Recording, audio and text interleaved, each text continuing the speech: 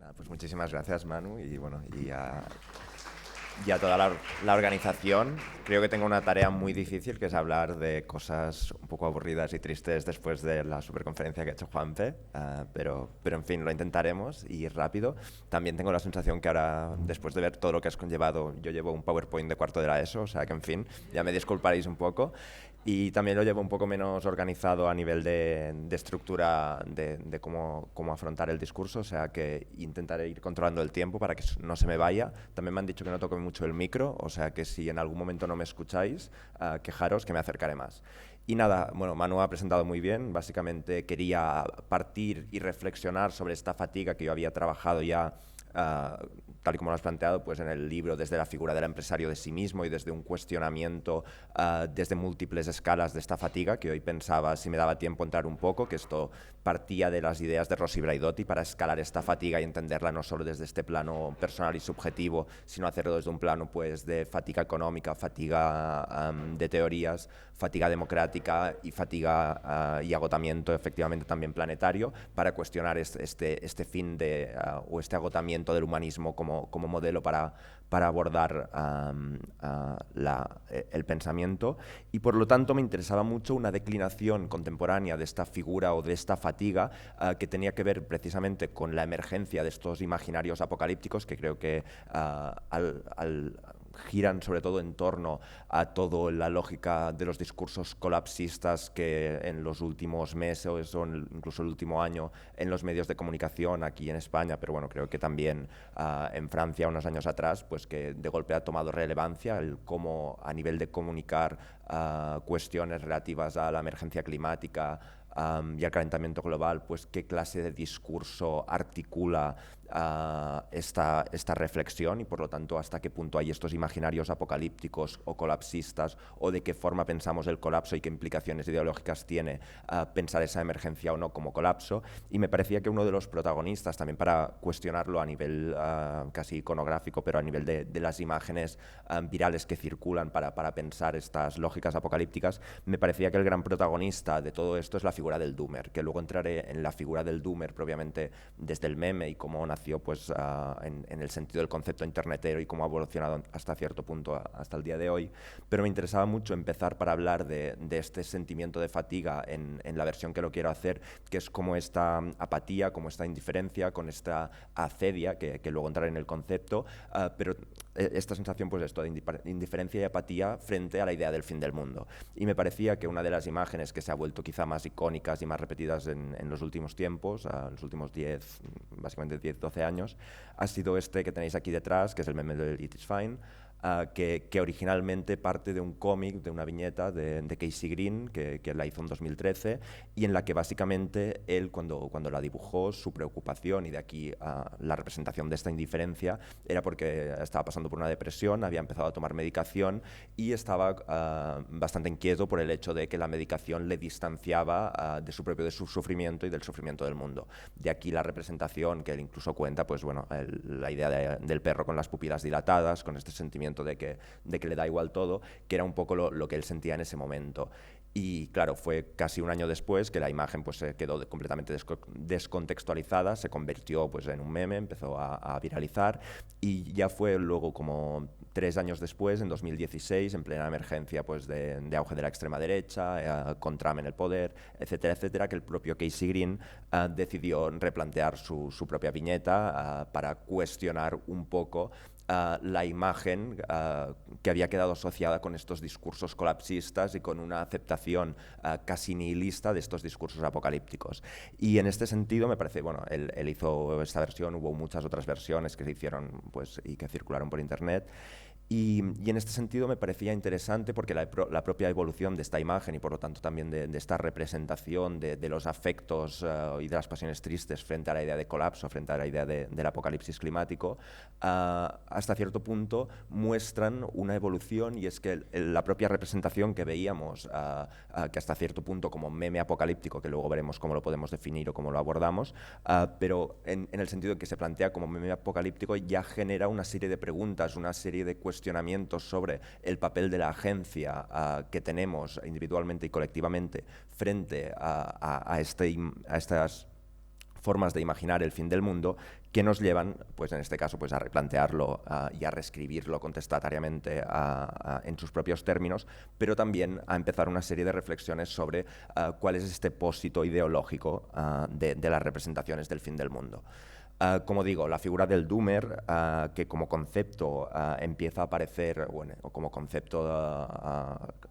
que hoy lo asociamos con el meme, empieza a circular pues, en foros y subreddits como antes de que fuera como imagen, simplemente como concepto, para hablar efectivamente de la desesperación y la desesperanza ante un colapso inevitable, sobre todo en términos climáticos, pero también sociales y económicos. Empieza, creo que es en 2013, 2014, que empieza a circular bastante, pero la figura del Doomjack, como este que tenéis aquí, aparecía en 2018 en foros de 4chan. Y básicamente, aunque empieza a salir en algunos de estos foros, enseguida va tomando, pierde la relación tan directa con los imaginarios apocalípticos de desesperanza y de desesperación frente al colapso, y toma una definición más general, como es la que tenéis aquí, que esta es, si no recuerdo mal, del Urban Dictionary, que básicamente dice pues, bueno, que es una persona, normalmente un millennial o generación Z, y hombre. Luego veremos que también hay versiones de estos y veremos la importancia de que esté cruzado por edad, sobre todo por una cosa, bueno, una encuesta muy reciente que ahora veréis. Bueno, básicamente que decía que es una persona que ha experienciado, o sea, que ha experimentado estas dificultades, una ruptura amorosa, pérdida del trabajo, y que se ha sumergido completamente en la apatía, en el autoodio, en esta depresión, y que básicamente se ha convertido en un solitario, y que se representa pues, precisamente como esta persona que siempre está fatigada y que tiene los horarios completamente desestabilizados. Esta sensación de querer, digamos, abocarse a un consumo constante e intentar buscar de alguna forma subvertir esa apatía también será algo muy característico. Y ahora lo cuento, pero antes es verdad que había puesto esto porque igual que perdió, ahora os decía, esta relación directa con los imaginarios del fin del mundo y estaba más relacionada a estas dificultades, a esta fatiga cotidiana, sobre todo especialmente en temas de relaciones de pareja, de exclusión, pues llevó que ya casi desde sus inicios, ya en 2018, los foros de 4chan en los que creo que fueron el segundo y el tercero, en el que apareció la imagen del Doomer, del Doomjack, ya estaban muy ligados a movimientos de extrema derecha, a elementos racistas, como podéis ver en estos comentarios, y muy ligado también a un imaginario incel, que poco a poco empezó a convertir la figura del doomer como el joven eternamente rechazado por las mujeres, que por lo tanto se veía abocado a estos pensamientos oscuros, y que pues, su depresión era por culpa pues, de su falta de acceso sexual. Y en este sentido, pues también empezaron a asociarse con otras imágenes que en estos mismos foros, como por ejemplo con la película de Blade Runner, la que se hizo ahora hace relativamente poco, o incluso con figuras de ficción de los animes. En el caso de Shinji Ikari de Evangelion me parece también uno de los más sintomáticos, en las que se ha representado este sad boy completamente siempre triste, que incluso en Evangelion, que por definición también es un relato sobre el fin del mundo, pues nos encontramos esta figura que se niega en su apatía constante pues, a pilotar el único robot que podría salvar a la humanidad, y por lo tanto pues, su propia tristeza le impide tomar acción. Por lo tanto siempre aparecen estas representaciones. Y como os decía, esta figura del doomer para mí está también muy ligada no solo a una figura depresiva, sino a una figura que encarna lo que Mark Fisher llamaba la hedonia depresiva, que es como no asociar simplemente a un estado pues, simplemente pues, de completa falta de sentido, de rechazo del principio de placer, sino a esta búsqueda constante del placer, sabiendo que esta búsqueda será constantemente frustrada. Y por lo tanto, este cansancio también tiene que ver con la compulsividad de perseguir siempre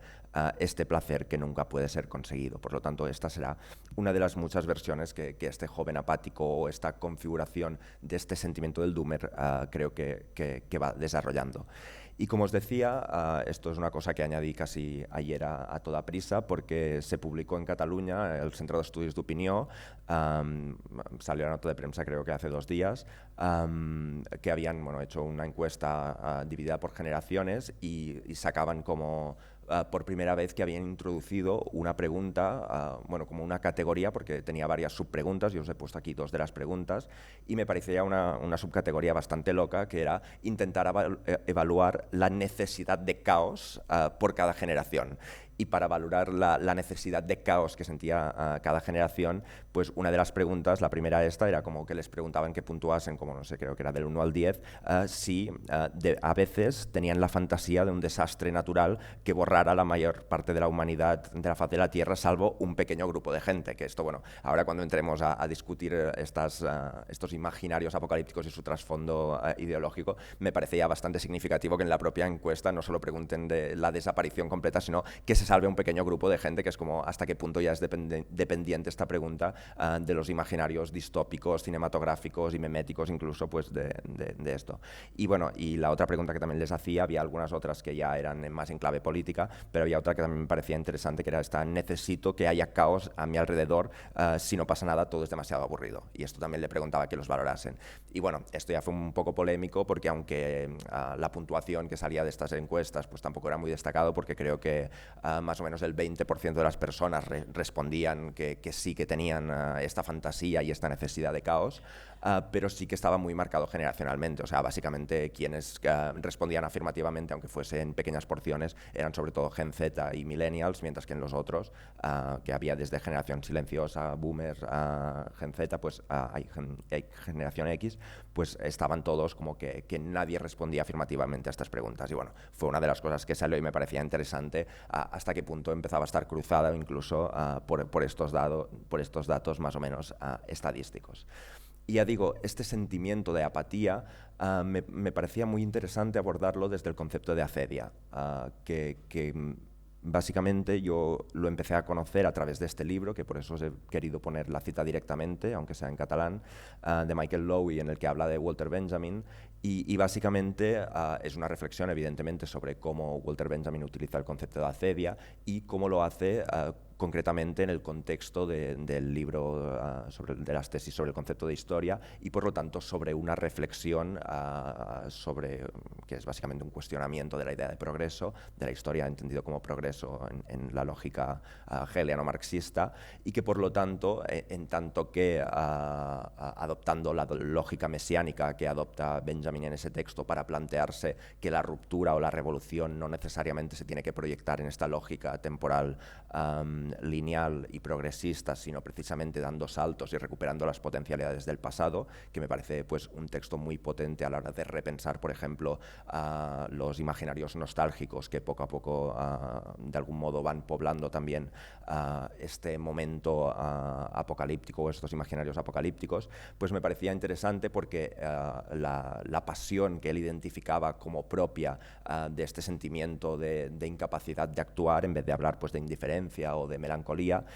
recuperaba este concepto teológico de la acidia, y a ver, es que la traducción en catalán es realmente preciosa, pero intento traducir como pueda, que dice: la acedia es el sentimiento melancólico frente a la omnipotencia del destino, que quita el valor a todas las actividades humanas, y consecuentemente la acedia provoca una submisión absoluta al orden de cosas existentes.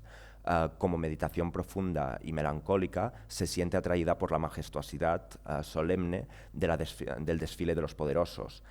El melancólico por excelencia, dominado por la pereza de corazón, que me parece como la forma más bonita, y que luego veremos un poco de dónde viene esta idea de la pereza de corazón, pues es el cortesano. Por lo tanto, la traición es su elemento, porque su sumisión al destino le lleva a unirse siempre al bando de los vencedores. Y esta definición, ya digo, me parece tan bonita, y para acercarse a cómo entiende Walter Benjamin la acedia, porque me parece que es la que mejor permite identificar pues este concepto como la pasión propia del Doomer. En este sentido, y muy brevemente, la acedia como concepto, etimológicamente del griego, viene de la akedia, por lo tanto de la akedia, que significa cuidado, y por lo tanto akedia literalmente significa pues descuido o falta de cuidado, que si recordáis esta caracterización del Doomer, el Doomer, más allá de todos sus pensamientos depresivos, melancólicos, su fatiga, se define por ser alguien que no se cuida, que está descuidado en su casa. Por lo tanto, también incluso en este sentido creo que funciona. Y por lo tanto, la acedia, que durante mucho tiempo, durante muchos siglos, se consideró o formó parte como uno de los pecados capitales, que luego fue sustituido por la pereza. Creo que fue con Gregorio de Niza, lo tenía por aquí, no sé si era siglo IV. Pero ya de algún modo se planteaba precisamente como una pasión,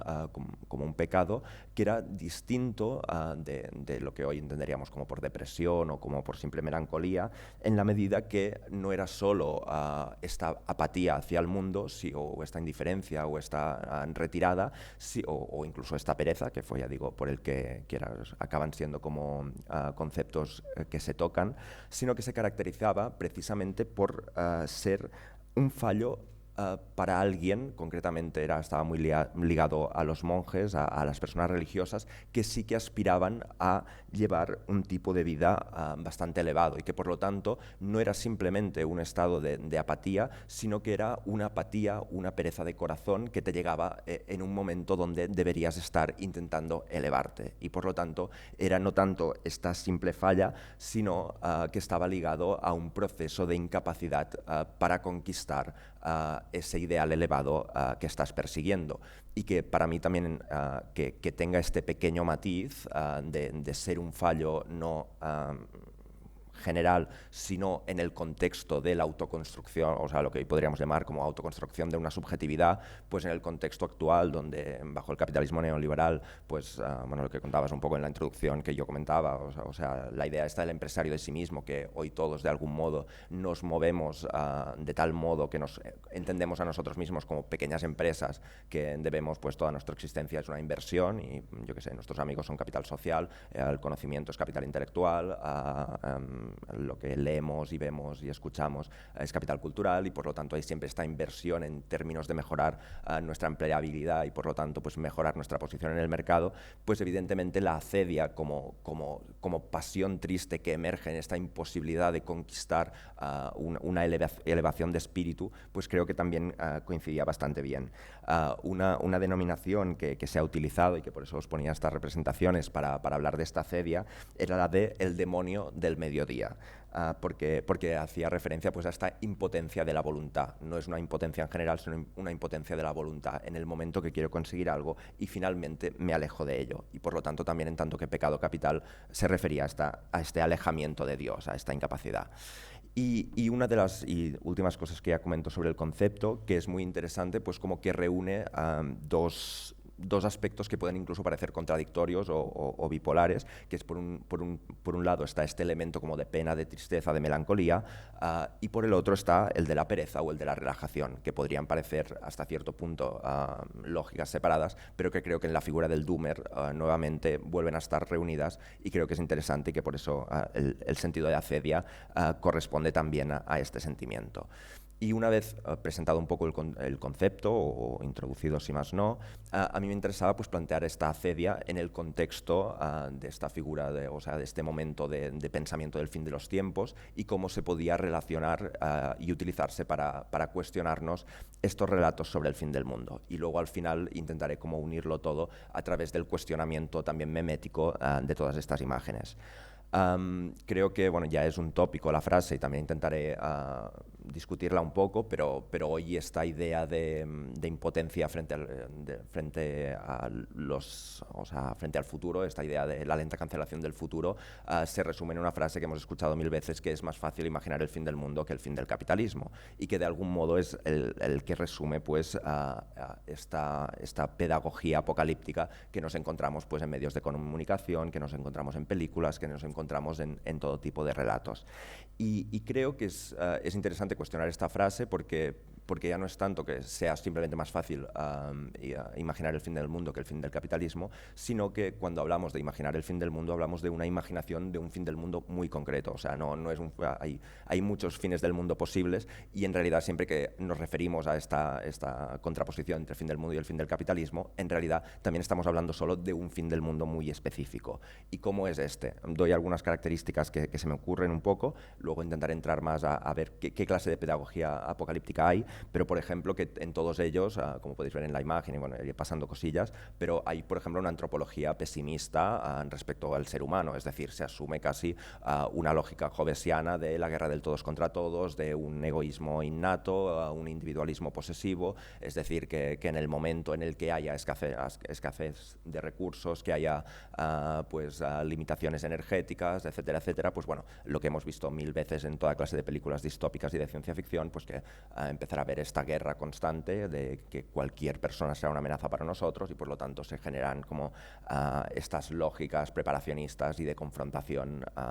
en un imaginario futuro. Al mismo tiempo, también es una forma de pensar el fin del mundo que nos compromete con la idea de colapso o de gran desastre, como también le preguntaban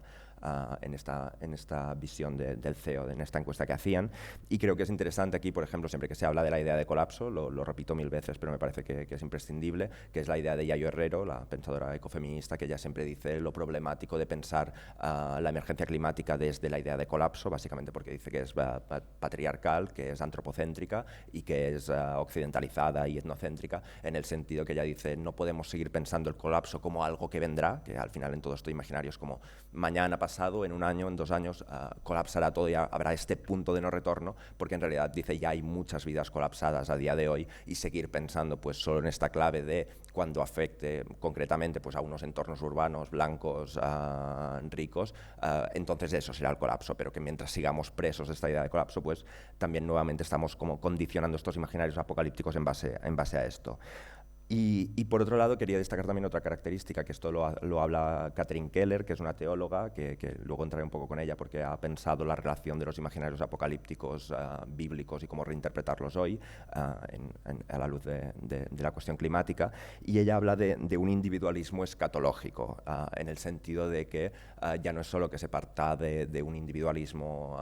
digamos ideológico y promovido como en la idea del empresario de sí mismo, sino que cuando se hacen estas representaciones supuestamente realistas de cómo será ese escenario de colapso, de fin del mundo, en realidad se están haciendo como presuposiciones casi metodológicas a la hora de pensar las relaciones sociales que parten de este individualismo y básicamente, pues yo que sé,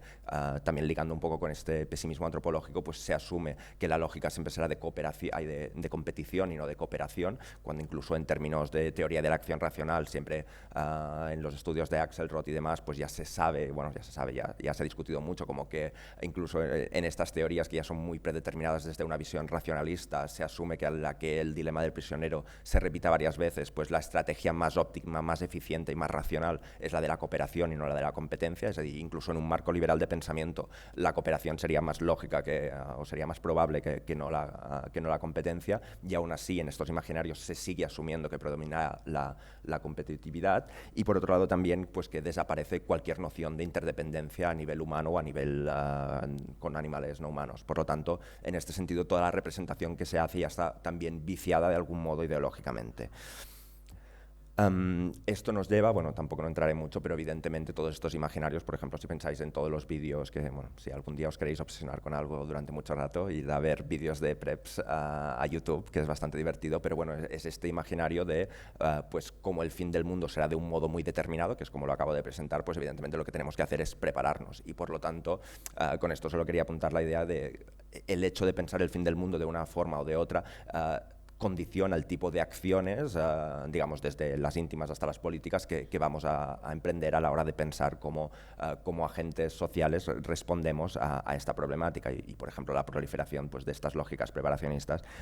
me parece de las más sintomáticas. Al mismo tiempo, bueno, aquí os llevaba como ejemplos un poco más para incidir en eso, o sea, como muchas veces, o sea, me hace mucho, bueno, yo es que me encantan las fotos de stock en tanto que cristalización de imaginarios colectivos, y es como que busques apocalipsis y te salgan este tipo de cosas, y es como, me parece como muy curioso a la luz de lo que decíamos, pues bueno, que siguen siendo siempre pues escenarios urbanos de grandes edificios, que al mismo tiempo pues, bueno, ha habido un colapso y es el fin del mundo, pero siguen habiendo animales, siguen habiendo plantas, árboles, es decir, qué clase de fin del mundo estamos pensando y cómo incluso esto juegan a la hora de pensar, digamos, políticamente en nuestro día a día. Yo os llevaba un ejemplo que, como seguro que ya iré tarde de tiempo, pues tengo que darme mucha prisa, pero bueno, me parece un buen ejemplo y a ver qué os parece, porque es que, bueno, esto se me ocurrió sobre todo porque coincidió temporalmente cuando salió The Last of Us, que como sería postapocalíptica, pues también representa un poco todo esto, y era como, claro, la idea al final que conecta esta idea de que es más fácil imaginar el fin del mundo que el fin del capitalismo, es la de lo que Fisher llamaba el realismo capitalista, y es como que tendemos a ver esta imaginación del fin del mundo como más realista, más probable que cualquier otra. Y con The Last of Us, pues bueno, que tuvo tanto éxito, el videojuego se volvió a jugar, etcétera, etcétera. Y a mí me hizo mucha gracia porque eso estaba pasando al mismo tiempo que cuando en Barcelona yo estaba trabajando en el ayuntamiento, en el área de urbanismo, y era cuando se hizo como todo el proyecto para las superillas, las supermanzanas, como para en clave de emergencia climática, pues quitar asfalto, bueno, situar zonas más permeables, muchos más árboles, quitar coches, es decir, bueno, e incluso dentro de esta lógica era algo como muy pequeño, pero se publicaron todos los renders de cómo quedarían. Y claro, como hubo como una crítica brutal y bueno, denuncias, bueno, no sé si lo habéis seguido un poco, os suena, pero bueno, fue como bastante heavy y básicamente la crítica que se hizo a estos renders es que no eran realistas y básicamente me hacía mucha gracia pensar que seguimos pensando siempre en clave climática como que o sea, que Last of Us era algo como súper probable, en plan en 3 días, o cuando lo petó el colapso, la serie francesa, que también era como era un poco más mesurada, más medida, pues parecía como, oh no, sí, esto es como muy realista, y en cambio todo el mundo era como, no, la ciudad va a colapsar, esto no puede ser, es decir, parecía como completamente improbable que esto pasara. Pero es que al mismo tiempo estaba pasando una tercera cosa, y era como que salió a la luz el proyecto de The Line, que no sé si lo conocéis, en los Emiratos Árabes, que básicamente se proponían construir una ciudad, una especie de megalópolis, que era una ciudad muro, una ciudad espejo, en medio del desierto, 170 kilómetros de largo. Se vendía además, que esto es como lo más gracioso, como una ciudad ecológica, 100% sostenible, todo energías renovables, o sea, era como una ficción de futuro sostenible para pensarlo en clave climática. Además, predominio del transporte público, también era sin coches, porque había un tren de alta velocidad que iba creo que en 20 minutos de punta a punta de la ciudad, y por lo tanto, pues bueno, y ya veis un poco este imaginario también futurista que había aquí detrás, que al mismo tiempo pues resonaba mucho también con los renders de lo que se estaba haciendo en Barcelona. Y ya lo que me parecía, porque bueno, realmente se ha empezado a construir, y bueno, os ponía aquí una cita como del príncipe heredero, que claramente pues me gustaba mucho cómo lo planteaba, como son necesarias nuevas e imaginativas soluciones para hacer frente a la crisis de habitabilidad. O sea, también se planteaba como en plena crisis de la vivienda, pues también se planteaba como una solución, y medioambientales pues que afrontan nuestras ciudades. O sea, por lo tanto, claramente, o sea, el enfoque del proyecto era este. Y una de ya la cosa como más trágica y graciosa es que uno de los impulsores que estaba, como veis aquí, era uno de los extenientes de alcalde del Ayuntamiento de Barcelona y exurbanista, Antoni Vives, que había estado en el mandato anterior, y que por lo tanto después de, bueno, creo que llegó a pasar por prisión por chanchullos que hizo, pues estando en prisión fue cuando pensó y conceptualizó el proyecto de The Line y consiguió venderlo. O sea, que me parece una cosa bastante simbólica, pero al mismo tiempo cómo trabajan estos imaginarios del fin del mundo, también en el sentido de la clase de respuesta política que se da, porque en este caso al final no es geoingeniería, no estamos hablando de poner un espejo al sol para detener el calentamiento global, ni expander aerosoles, que son otras narrativas que también están funcionando, o narrativas escapistas de otro tipo, pero al final sí que siguen trabajando en este mismo imaginario. Por lo tanto, yo de algún modo me parecía que esta forma de aproximarse a estos imaginarios nos colocaba en una posición respecto de 4 puntos, en el sentido que nos confrontaba con una posición ontológica, que es como que no existe una fuera del mercado, es decir, ya la única forma de operar frente a todas las posibilidades de acción en un mundo que se acerca al colapso es que tienen que venir mediatizadas por el mercado, y que por lo tanto tampoco no hay posibilidad de crítica fuera de estos imaginarios capitalistas. Y me parece bastante sintomático. Yo ahí, bueno, no, que me alargaré mucho si cuento esto, no, voy tirando y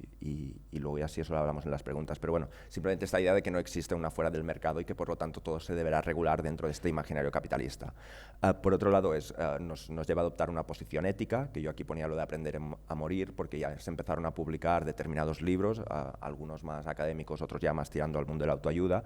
que básicamente, bueno, un ejemplo que llevaba era el de Roy Scranton, de aprender a vivir y a morir en el antropoceno, donde, bueno, han empezado a nacer determinadas narrativas al hilo de un pensamiento estoico, al hilo de un pensamiento a veces relacionado con el budismo, que básicamente nos dice, bueno, ya que no podremos cambiar las cosas, ya que nuestras acciones no permitirán revertir esto, lo que debemos hacer en este contexto del antropoceno, pues es básicamente aprender a morir, que esto conecta directamente con este ideal estoico que luego se pervirtió en el mundo de la autoayuda o se transformó en una clave mucho más comercial, pero la idea de cómo tú no puedes cambiarlas, hay cosas que no puedes cambiar, pero puedes cambiar tu actitud respecto a esas cosas, y por lo tanto, si el gran colapso que vendrá es algo que no podemos cambiar, lo que podemos cambiar es nuestra actitud y por lo tanto aprender a morir, y por lo tanto se convierte en una especie de ética aristocrática frente al colapso, y bueno, con sus muchas declinaciones, pero también creo que implica esta posición ética. Es también una posición epistemológica. Muchas veces se habla de que con cuestiones climáticas lo que falta es más concienciación, que no se habla lo suficiente, que necesitamos más pedagogía sobre esta cuestión, que se comunique mejor, que llegue a todos lados, cuando en realidad hay casi, o sea, que parte del debate que hubo hace unos meses aquí sobre el colapsismo iba no sobre la falta de información, sino cómo se presentaba esta información. Y en este sentido yo pensaba en el concepto de Mark Fisher de impotencia reflexiva, que básicamente lo que viene a decir que hay un determinado punto donde tener mucha información y mucho conocimiento sobre un hecho no nos lleva a movilizarnos más, sino casi en forma de profecía autocumplida terminamos sintiendo que la realidad que se nos explica es tan inevitable que no podremos hacer ni tomar ninguna acción para cambiarlo. Por lo tanto, también es una cuestión sobre cómo conceptualizamos este conocimiento y, por lo tanto, cómo epistemológicamente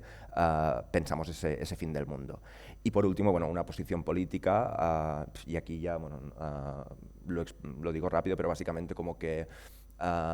muchas veces se hace como una contraposición entre el neoliberalismo y el neoconservadurismo como dos corrientes ideológicas que no serían compatibles,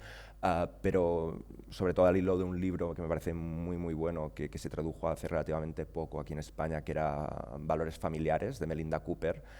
que ella explicaba precisamente, y creo que es imprescindible para entender ciertos discursos que están apareciendo en los medios recientemente, cómo en realidad tanto los discursos y las lógicas neoliberales como las neoconservadoras se cruzan en muchos aspectos, especialmente en base a los valores familiares, y cómo, yo creo que esto explica cómo ha emergido en este último tiempo desde cierta izquierda o desde ciertos sectores de centro que se plantean, digamos, una crítica al neoliberalismo que no consiste en pedir determinados cambios estructurales, sino en una cierta involución tradicionalista hacia modelos familiares anteriores. Y aquí es donde emergen, por ejemplo, las retóricas de tradwife y antifeministas, es decir, en vez de quejarse sobre las condiciones laborales, sobre las diferencias de sueldo, es decir, abordar en clave feminista varios aspectos de esta realidad y de esta desigualdad, lo que hacen es plantear que el problema es el feminismo, que si antes había una doble jornada, pues luego metes una triple, y por lo tanto esto lo que tenemos que hacer es abandonar el feminismo, que las mujeres vuelvan a ser el ángel del hogar, que vuelvan pues a preocuparse solo por la felicidad del marido, y que esto les quitará carga mental, les quitará, etcétera, etcétera. Y de aquí la emergencia de esta figura de la tradwife, pero que lo estamos viendo en todos los aspectos, también en clave en relación con la inmigración. No sé, yo pienso sobre todo, para mí fue muy simbólico libros como el de Ana Iris Simón cuando salió Feria, que planteaba precisamente de forma velada y desde la experiencia personal, pero planteaba precisamente todas estas cuestiones, y creo que allí se veía muy bien cómo esta aparente contradicción, estos dos discursos frente a la situación de agotamiento y de acedia y de sensación de inminente colapso, pues nos puede llevar a conjuntar las lógicas neoliberales y neoconservadoras para volver a estas lógicas más tradicionalistas. Y bueno, y planteado un poco todas estas ideas sobre lo que comentaba de cómo pensamos este fin del mundo, qué posiciones nos pone ante el mundo, me parece muy interesante porque la misma frase esta que se ha repetido tantas veces, ahora últimamente se repite muchas veces, sobre todo al hilo de que Mark Fisher pues, empezaba así su realismo capitalista, y él en su libro decía que era una frase que se había atribuido, él no la atribuía a nadie, él decía que se había atribuido a Zizek y a Fredric Jameson. y casi siempre todo el mundo, como veis aquí en estas citas magníficas sacadas de Google, pues todo el mundo la atribuye a Jameson, pero la cuestión es que Jameson nunca llegó a decir esta frase, creo que tampoco. Jameson sí que es verdad que dice algo muy parecido en Arqueologías del futuro, pero que me parece incluso mucho más interesante porque él no dice esta frase afirmativamente, no es que venga ahí como parte de su teoría o de su creencia, es que es más fácil imaginar el mundo que el fin del capitalismo, sino que él dice algo así como: hay gente que dice que es más fácil imaginar el fin del mundo que el fin del capitalismo, pero lo que tenemos que hacer es pensar, espera que tengo la frase aquí, él proponía imaginar el capitalismo a través de las imágenes del fin del mundo. O sea, él no propone que abandonemos los imaginarios del fin del mundo, sino que repensemos qué ideología hay detrás, qué mapas cognitivos nos proponen, que es un concepto muy interesante de Jameson, esta idea de como unas ideas que nos orientan hacia la acción, estos mapas cognitivos, y por lo tanto que replanteemos estas nociones del fin del mundo en vez de abandonar los imaginarios apocalípticos. Por lo tanto, creo que es importante que partamos de esto. Como voy fatal, bueno, quería conectar pues, en el sentido que queremos, o sea, que me parecía como súper interesante la necesidad de replantear estos imaginarios apocalípticos al hilo precisamente de lo que comentábamos al principio, de este contexto que es de emergencia o de crisis ecológica, pero también es social, política, etcétera, bajo el neoliberalismo. Me parecía muy interesante la propuesta que hacía Braidotti de escalar este concepto de fatiga y llevarlo a múltiples planos. No entraré en detalle a comentarlo porque así podré ir un poco al análisis de cómo evolucionan estos imaginarios apocalípticos, pero os lo paso rápido para que veáis un poco.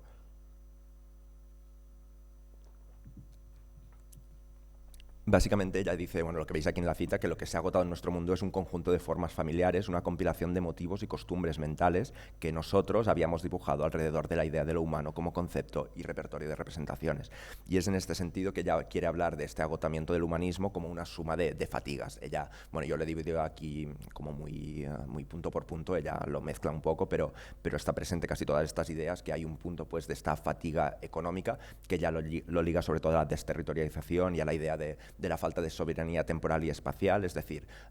de esta idea de en un mundo donde el capital circula 24/7 y está constantemente movilizado en términos especulativos, nosotros como sujetos, como soldados de este capital, también debemos ser estos trabajadores 24/7 movilizados, con la idea de Mauricio Ferraris de esta movilización total, casi en términos de guerra, en términos bélicos, y en este sentido ya contrapone cómo esta movilidad con distintas formas de injusticia pues afecta a todo el mundo, es decir, desde los refugiados climáticos que tienen que moverse incluso pues, hasta la movilidad pendular de la clase alta, y podemos pensar pues, las típicas noticias de vuelos en jet privados que aparecen cada X tiempo y estas dos formas de movilidad. Y yo lo conectaba porque me gusta mucho esta noción y siempre la dejo apuntada, de que en el libro del Nuevo espíritu del capitalismo de Luc Boltanski y F. Chiapello, ellos hay un momento que proponen una definición de explotación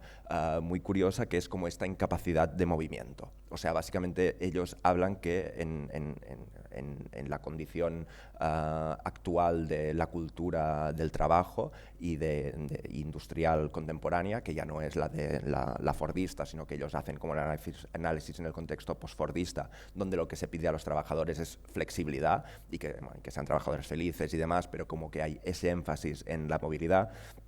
Ella considera como que las personas explotadas también deben definirse pues, no solo en base pues, al sueldo que cobran o a los derechos explícitos laborales que tienen, sino a la falta de soberanía espacial y por lo tanto esta incapacidad de movimiento o incluso a la incapacidad de decidir si quieres moverte o no. Por eso también la idea de los refugiados. Y creo que es importante pues, bueno, entender esta fatiga económica también como una cuestión física en el contexto actual. Aquí sí que no entro porque viene menos al tema, pero me parece interesante también como parte de esta fatiga, una fatiga de teorías, o sea, una desconfianza hacia el pensamiento teórico, académico, abstracto, hacia la figura de los intelectuales. Aquí me parece súper simbólico todo lo que pasó, pues, yo que sé, en Brasil en la época de Bolsonaro, con todas las manifestaciones que iban quemando figuras de Judith Butler y carteles como en plan como bruja, y el concepto de ideología de género, y como hay este rechazo a cualquier cosa que sea abstracción en nombre de la biología, nuevamente retorno a lo familiar, biológico, etcétera, y cómo al mismo tiempo se produce lo que Renaud García llamaba la ecología mutilada, que es que hay una despolitización del conflicto climático, y él, por ejemplo, hace un análisis como de la publicación de muchos libros, también bestsellers la mayoría, que básicamente se dedican a presentar el problema del cambio climático, pero cuyos argumentos consisten en exigir o pedir que se despolitice, que no se utilicen nociones como de crecimiento, que no se hable de anticapitalismo, porque consideran que si se politiza de ese modo, pues será problemático que llegue a todo el mundo y que se pueda hablar de ello. Y claro, él cuestiona, pues bueno, desde estos conceptos, pues bueno, si pensamos, pues la discusión que ha habido en torno al concepto de antropoceno, capitaloceno y tantas otras versiones, pues bueno, también viene un poco de aquí. Pero bueno, esto ya es aportación mía, esto no lo dice Braidotti. Estaba como... bueno, habla de fatiga democrática, aquí sí que paso rápido, la idea está como, bueno, nada sirve de nada, auge de la extrema derecha y también como estas lógicas que os comentaba antes, casi postideológicas, en plan, no, lo que tenemos es que buscar otras formas de seguridad que no tienen que ver con ser de derechas o de izquierdas. Y finalmente fatiga ecológica, que bueno, esta ya tampoco no hace falta mucho, pero me interesaba como que Braidotti lo coge todo junto y propone, que también os llevo la cita en catalán, pero porque salió creo primero en catalán, en Arcadia, la traducción, y propone esto, que os lo leo, que me parece como un buen resumen, que dice: el agotamiento, por lo tanto, marca la fin de la posición del sujeto soberano. Es una práctica que quiere desactivar el aferramiento despótico al poder que caracteriza el modelo dominante de subjetividad ética y política en la cultura occidental. El agotamiento, sin embargo, no es una patología que se tenga que curar y aún menos sedar con los recursos de la siempre amatente industria psicofarmacéutica. El agotamiento es un estado intransitivo que permite múltiples oportunidades de no hundirse y mantenerse en un estado de latencia, siempre impotencia. El que sostiene el flujo de incluso unos niveles de intensidad tan bajos es el deseo de venir una cosa a otra y el deseo de otras formas de vivir y morir. Por lo tanto, en esta idea de recuperar, que es lo que va a intentar Braidotti, ella va a hablar de la afirmación, de buscar esta fatiga desde una perspectiva afirmativa. A mí me parecía que entroncaba mucho, pues, por ejemplo, con toda la defensa que hace Sara Ahmed de las pasiones tristes en su libro La promesa de la felicidad, en la que bueno, ella reclama como que la infelicidad tiene una estructura y que en vez de intentar, pues, de algún modo paliar o desentendernos o protegernos de lo que nos duele, lo que tenemos que hacer es que trabajar para sacar a la luz sus condiciones estructurales y materiales y por lo tanto cuestionarlo. Ella lo hace desde la perspectiva feminista, con esta idea de la feminista Killjoy, que es muy interesante, pero también lo aplica a otros ámbitos y creo que aquí es una lógica que de algún modo también se replica en lo que está pidiendo Braidotti y que a mí me gustaba y por eso había traído este concepto para ligarlo un poco, ya que hablábamos de acedia, pues ligarlo con otro concepto de Walter Benjamin, que es también que aparece, bueno, no aparece directamente en las tesis sobre el concepto de historia, pero que también está muy presente, que es la idea de organizar el pesimismo, que muchas veces no estamos como siempre con la idea de politizar el malestar y me gustaba como y que ya siento que está tan gastada que no decimos nada cuando lo decimos y no sé si la idea de organizar el pesimismo es como mucho más clara, pero al menos para la charla de hoy me gustaba en el sentido que apela a estas imágenes, que es un poco lo que yo me quería cuestionar sobre qué imágenes del fin del mundo tenemos. Y bueno, os ponía aquí que en la Bienal de Venecia 2015 una de las exposiciones, bueno, el comisariado que hizo Enworth estaba básicamente, pues, reflexionaba sobre estos temas y estaba articulado sobre la idea de organización del pesimismo de Walter Benjamin. Y no sé cómo voy de tiempo, bueno, tengo un rato más todavía. Pues bueno, entro básicamente pues, a lo que decía, como cómo cuestionamos o cómo podemos, siguiendo a Jameson, en vez de renunciar a estos imaginarios del fin del mundo, cómo podemos utilizar los imaginarios del fin del mundo para pensar el capitalismo. Y me parece increíble un artículo que está en este libro que tenéis aquí de Postmeme, que se titula Apocalypse Meme for the Anthropocene God, Meditating Crisis and the Memetic Body Politic, de Bogna Conior, que es un artículo increíble en el que ella reflexiona o bueno, asienta un poco en el marco de la discusión sobre los memes depresivos. Ella habla de estos memes apocalípticos y ella plantea lo que yo he intentado desarrollar a lo largo de esta charla y, bueno, y que quiero terminar de apuntar un poco, que es esta idea de que los memes apocalípticos, lejos de, o sea, el meme del Doomer, el meme de It's Fine del principio, los memes de Shinji Ikari, o sea, que más allá de, por eso, bueno, ya sabemos como lo que he comentado, como que en determinados foros y la evolución que ha tenido la figura del Doomer pues puede ser problemática porque se ha asociado y ha circulado sobre todo en unos espacios pues neorreaccionarios ligados a la emergencia de la extrema derecha, pero por otro lado, como todos estos imaginarios del Doomer o otros tipos de memes apocalípticos apocalípticos, que veremos alguno un poco distinto, como en realidad, lejos de algún modo, reconfirmar ese sentimiento de acedia, esa apatía, y verlo solo pues, como una reconfirmación de un nihilismo y de un abandono de cualquier forma de imaginario emancipador postapocalíptico, pues ella lo que propone e intenta argumentar es que los memes apocalípticos quizá no nos dan una respuesta, porque evidentemente solo retratan el sentimiento de desesperanza, pero que lo que sí que hacen, que creo que os lo decía al principio, era esta idea de expresar una crisis en la experiencia convencional de la agencia humana en un mundo ordenado. Es decir, en la medida que ponen en cuestión la idea de agencia en un mundo en crisis, pues nos sirven para movilizar estos imaginarios. Aquí tenéis un political compass de imaginarios postapocalípticos que también me parece interesante, por eso decía que como hay otras visiones de ese meme apocalíptico, y sigue Conyor, que dice: esto no significa que los memes apocalípticos se traduzcan en pasividad o que inviten a no tomar parte en la construcción del futuro, sino que hacen mapas, de nuevo pensar los mapas cognitivos de Jameson, a veces con placer y curiosidad antes que con miedo, y lo hacen estos mapas tanto del declive del imperio occidental como de su venganza global frente a la crisis del antropoceno. Por lo tanto, cómo estos memes nos pueden ayudar de algún modo, o estas imágenes, porque luego veremos que hablo de memes, pero en realidad lo quiero utilizar como sinónimo de cualquier relato o de cualquier imaginario. Y por lo tanto, se me ocurría también toda la discusión que hubo en torno a los memes de Mark Fisher y todas las cuentas meméticas alrededor incluso del propio libro de Realismo Capitalista, que incluso se publicó hace un par de años, este libro de The Meming of Mark Fisher, en el que Mike Watson abordaba un poco el problema, y me parecía muy interesante porque justamente una de las últimas citas del libro creo que resumía como todo esto que he querido presentar un poco, que es como la idea esta, como el malestar causado por el capitalismo puede ser necesario o útil para la curación, que es lo que veíamos como un poco esta necesidad de organizar el pesimismo. Dice: nuestra negativa deprimida a soportar la perversidad del capitalismo podría alejarnos de él, y acaba como: si no hay nada fuera de la oscura locura del capitalismo, los doomers tendremos que convertir nuestro malestar en un movimiento de protesta creíble. Y esta idea de la movilización de los doomers me parecía interesante. Ha habido ya algunas cositas, yo ponía por aquí el semi-movimiento viral de media semana que fue OK Doomer, pero ya me parecía interesante como algo como que había una reacción en clave emancipatoria a la idea del Doomer, jugando con la idea del OK Boomer, y por lo tanto intentar superar eso. Que hay un artículo que a este sentido creo que es de Laila Martínez, que está muy bien, el de OK Doomer, que lo aborda muy bien. Y como estos nuevamente, cómo se puede replantear sin cambiar los imaginarios del fin del mundo, cómo se puede reactualizar la figura del Doomer y repensarla, que también ha ido apareciendo. Este libro de Josa Citarella es muy interesante porque plantea, nuevamente, para conectar un poco con esas encuestas que os decía, cómo se replantea incluso la idea de fin de la historia de Fukuyama, que es algo que había determinado la aproximación que hace Mark Fisher cuando habla de realismo-capitalismo, que él básicamente dice que él habla de realismo-capitalismo capitalista y no de posmodernidad, básicamente son 3-4 motivos, pero uno de ellos es porque ya no existen alternativas políticas reales en términos de que sea impuesto el relato de Fukuyama sobre el fin del mundo, y Citarella, en un libro que reflexiona sobre el papel de los memes, especialmente del Political Compass, pues aborda esto que tenéis aquí, que ya lo podéis leer,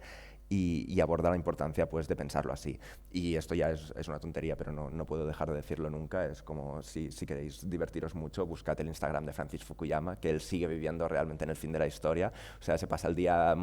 jugando con drones, montando sillas, es como una cosa como muy distópica poder ver el Instagram de Fukuyama. Y nada, dejo apuntada aquí la broma. Y ya termino. Básicamente, nuevamente, es como cómo pensamos estos imaginarios apocalípticos desde siempre, ya no solo en clave climática. Hay unas lecturas que están apareciendo últimamente que me parecen como muy potentes, como este libro de Catherine Keller, que básicamente la tesis que defiende ella es una teóloga y básicamente hace una relectura del Apocalipsis de Juan, del libro de las revelaciones, básicamente, también en clave climática, porque ella también defiende... Ella ya había publicado sobre la relación entre cambio climático y apocalipsis en libros anteriores, pero ella antes defendía que se debían abandonar los imaginarios apocalípticos porque eran desmovilizadores, y ahora ha cambiado un poco de opinión y publica este libro como para cómo era para repensarse a sí misma, para proponer cómo debemos repensar estos imaginarios sin abandonarlos, porque le parece que el pensamiento escatológico es imprescindible en el momento actual, y lo que hace es hacer esta relectura casi frase por frase del libro del Apocalipsis, y ella lo que dice es como, a diferencia de lo que acostumbramos a pensar, no es un libro sobre destrucción total, sino que es un libro sobre transformación radical. Porque, bueno, claro, cuando hablamos del Apocalipsis, y por eso os ponía un poco este grabado antiguo, es como esta idea que solo pensamos pues destrucción, fuego, dragones, es decir, pues todo arrasado, y pensamos en esta destrucción total, pero lo que cuenta básicamente Keller es como que todo esto forma parte de una narrativa política antiimperialista que al final lo que termina anunciando es la llegada de la Nueva Jerusalén,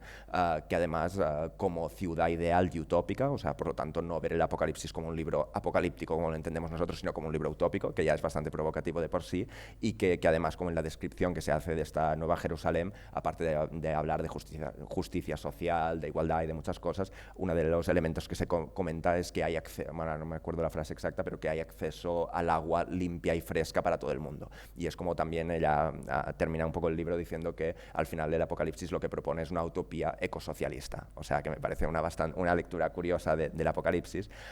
pero es interesante. Y también se publicó hace unos años este libro de Joanna Zilinska, que también es maravilloso, donde desde esta perspectiva que ella adopta, cuestionando incluso la idea misma de antropoceno y cómo se ha cruzado la idea de antropoceno con lo que os comentaba antes, con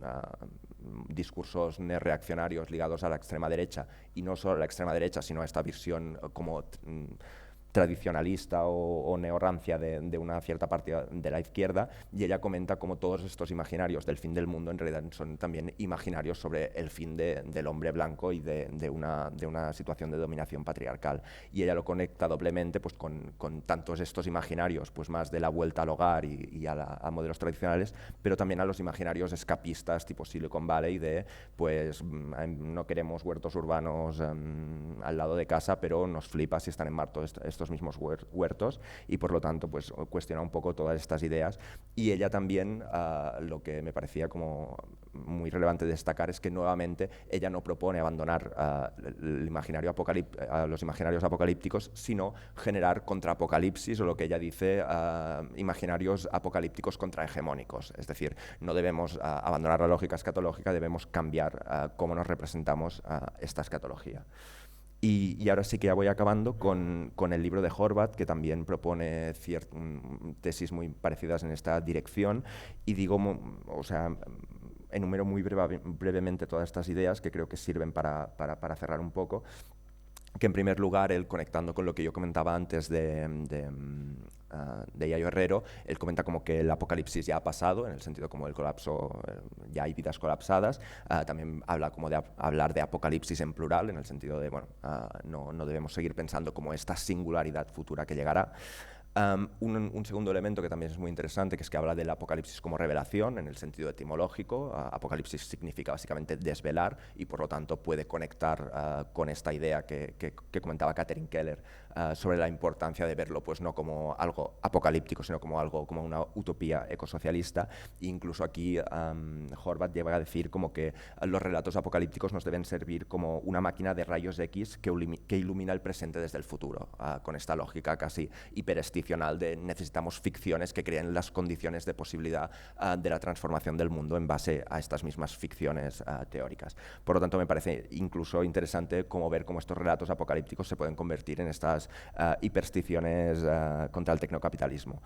En tercero, él habla este es un poco más básico, pero el apocalipsis como máquina semiótica, en el sentido que él dice que el desastre siempre genera significados, que es un poco lo que he querido hablar aquí. O sea, siempre hay significados, siempre hay elementos ideológicos, y por lo tanto debemos cuestionarnos qué fin del mundo queremos. Él habla también del apocalipsis como nostalgia, es decir, que en vez de cuestionar los relatos en torno a la nostalgia, y que en vez de no sé, abordar por una lógica que termine patologizando ese pesimismo, a veces cuando se habla de ansiedad climática y se plantea desde una visión muy específica y muy ligada a la cultura terapéutica de la salud mental, pues repensar cómo podemos organizar precisamente este pesimismo. Y además hay una cosa muy interesante que aparece aquí, que también comenta Grafton, Tanner, que es como siempre que hablamos de nostalgia, lo hacemos desde una temporalidad humana. Es decir, si hablamos de los problemas en relación a la emergencia climática, hablar de nostalgia siempre es como es nuestra vida la que se va a perder o la de nuestros hijos, pero no estamos pensando en claves de temporalidades planetarias. Por lo tanto, también me parece interesante ver cómo la nostalgia también es un concepto que está ya predeterminado en esta lógica pues, antropocéntrica. Y por último, él comenta del cuestionamiento del apocalipsis como normalidad, que es como muchas veces hay esta idea de ahora estamos en una situación crítica y lo que necesitamos es volver a una normalidad, a un estado anterior, poner pues, con geoingeniería aerosoles en la atmósfera y bajar estos 2 grados y a poder volver a estar como estábamos antes, volver a la normalidad. Y él dice que no, lo que tenemos que hacer es como cuestionar esta normalidad porque la normalidad neoliberal actual es la que nos ha llevado a esta situación y por lo tanto no basta con volver a una normalidad, sino que los imaginarios apocalípticos deben servir para impugnar esta normalidad. Y nada, con esto quería hacer un pequeño juego con esta idea que también siempre está presente en estos libros y que muchas veces se repite, esta idea de que otro fin del mundo es posible y que si de algún modo os teníais que quedar con una idea de esta charla, pues que fuera un poco que más allá de discutir si otro fin del mundo es posible o es necesario, que tengamos muy presente que en todo caso será otro fin del mundo y que no podemos escapar de estos imaginarios apocalípticos para repensarnos. Y nada, muchas gracias.